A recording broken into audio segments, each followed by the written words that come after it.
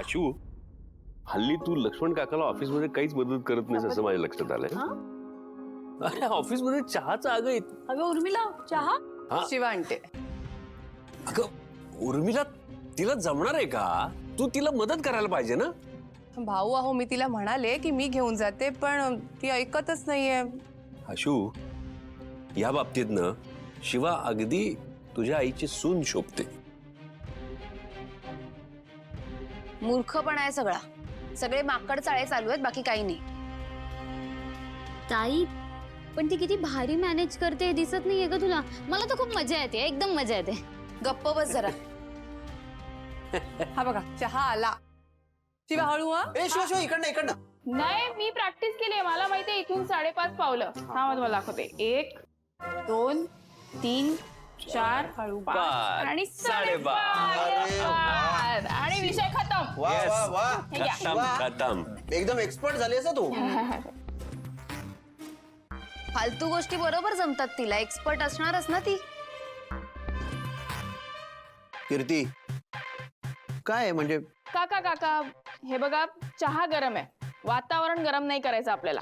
तुम्ही प्या. हा ते पण बरोबर आहे. हळू. हे घ्या.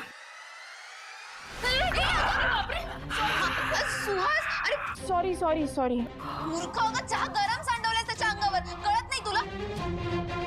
तुला भाजलं का रे?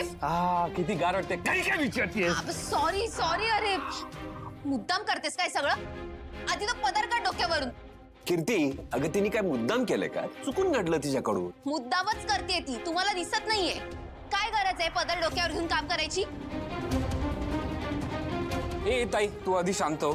त्याला घेऊन जा आणि त्याचा पाय पाण्याखाली धर. चल उठ उठ. हळू हळू सावकाश रे. हळू. थांब थांब थांब. तो कप महत्वाचा अरे चल ना तू आधी. मी आधीच सांगितलं होतं, हिला एक काम धड जमत नाही. आता हे काय नवीन हौस? डोक्यावरून पदर घेऊन वावरते. सीता, अगं ती या घरची सून आहे. तिला सुद्धा काहीतरी काम करण्याची इच्छा असेल ना. भाऊ, पण मी सीताईंना दिलेला शब्द मोडणार नाही. मी त्यांना तोंड नाही दाखवणार. बाई ग, काढतो पदर, पण ही नाटकं बंद करता. नक्की? होय.